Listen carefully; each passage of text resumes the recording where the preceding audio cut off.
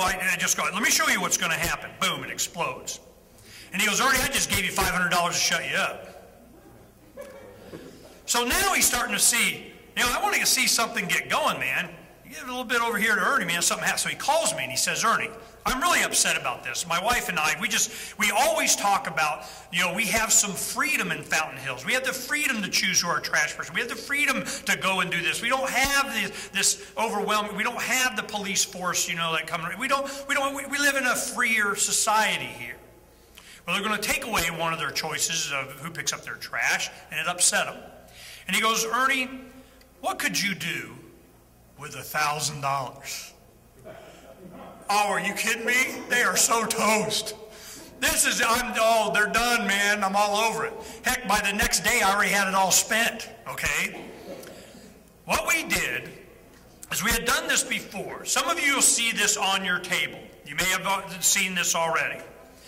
What this is when the people's trash would get dumped, we knew it was coming on Wednesday and Thursday. Thursday night, a week before on Thursday, he called me. The following Thursday night, a week later, they were going to have a vote of the city council that they were going to enact this thing. We're going to, put these other 4 out of business. You got to pick this one because they gave us, the most escort service and green fees, okay? So what they did is I go, what was that Tuesday? Tuesday was the November election. So on Tuesday, we made these other signs that you don't see here, and it had this big, long sign, tall sign, and it had this logo that you see up top, the all see an eye looking down on a trash can saying the hills will have eyes. Because they're going to be looking in your trash. So we go, all right, we'll put those up. We put up about a dozen of them or so. Man, they weren't up more than 3 or 4 hours, and boom, they were taking them down. We're going, good, you thought that was it, didn't you? The next day, Wednesday and Thursday, was trash day. After we waited until they dumped the trash, and then a lot of the activists, these guys went out, and they lift the lid, they put it under to go to the next one. Lift the lid, put it under, go to the next one. Lift the lid, put it under, go to the next one. You come out to get your trash to take it on your property. You got one of these big orange violation-looking flyer things. You go on, there's a sorry, you got all CNI, this total information awareness guy. We're sorry we missed you. While you were out, Agent 4409, in reference to one of our videographers, stop by and you got choices of the CIA and the FBI and the DEA and all that. Well, we picked Office of Total Information Awareness and the Fountain Hills Green Police. So they're going, they're not really sure what to do with this. And they're going, and then it goes down, like we asked your neighbors, your children, your spouse about you, inspected your garden, we did this, we did, and we checked your waste, garbage, and recyclables. Oh, they're not feeling good already, you know what I mean? Then it goes down, there's one that's checked, says, we're sorry, this information is privileged. Divulging any information of this search is a violation in accordance with the Patriot Act and is punishable up to 10 years in federal prison, which is true. As part of this Patriot Act thing. You remember the librarians, I think it was in Vermont or something, they go and they give her a warrant saying they get to look at the records or whatever, and she's like, oh, what's that? And she goes to the woman next to her or something, I think it went like this. She goes, do you know anything about that? You just told somebody else, boom, 10 years, and they were going to prosecute her. So this is, this kind of, she was sharing information with someone. They finally eventually dropped it because it was just, that was going to get bad. So then it goes, as a result of our visit, you should feel safer knowing that your government is doing all it can to protect you, this kind of stuff. Well, what's the one that we check? Now, this is where it gets interesting. You are wanted for questioning. Please call, and it gives a phone number, and then, or another phone number, to arrange a convenient time to be interviewed. Again, we are sorry that we missed you, but rest assured we know where you live. Then it has 2 websites on here. Now, of course, we have Homeland Security and FBI and Green Police and little logos and stuff in there. We're getting all official. It goes to aztiphotline.info, which is a website that we have.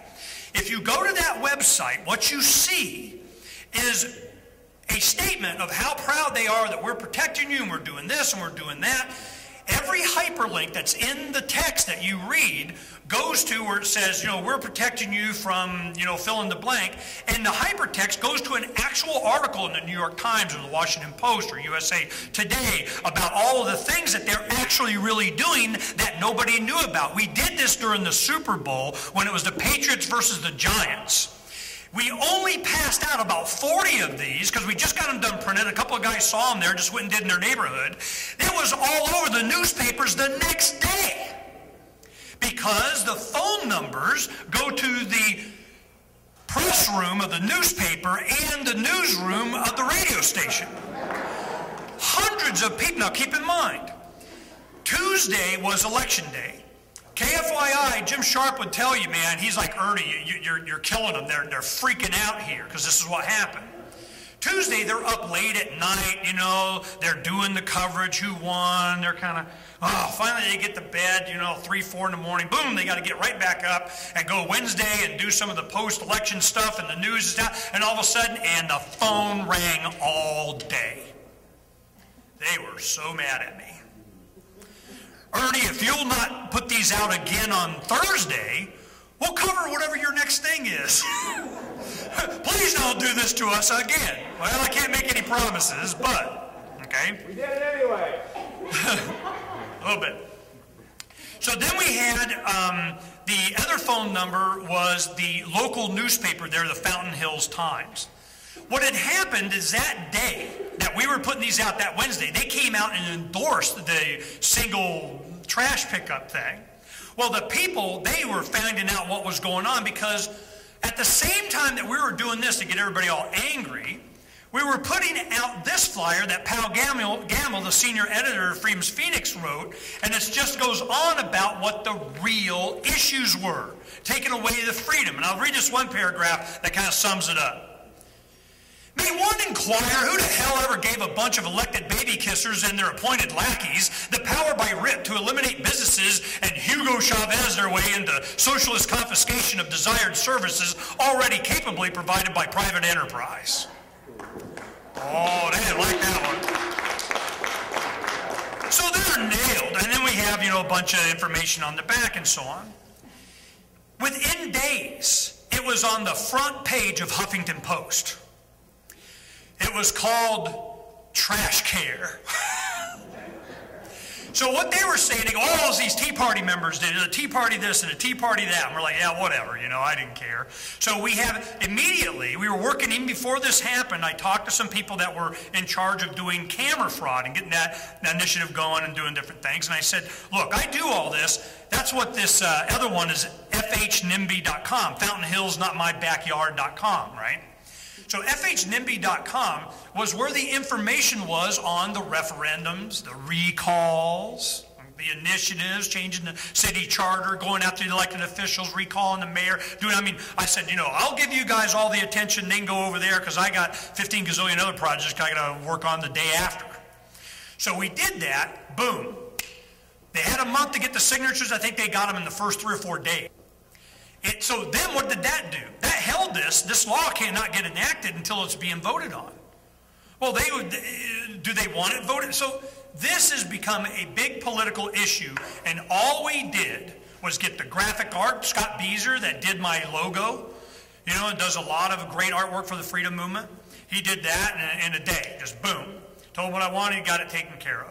Pal wrote this. Do we have a printer that we use? Help me lay it out. We had the format for this. We get it all done. Get the phone numbers in. Some of the volunteers said, yeah, we'll go out the next day. Donna coordinated with some people. Within 2 days, this was all planned, done, printed, and we just waited for the timing. Boom, we're out there and kick some ass.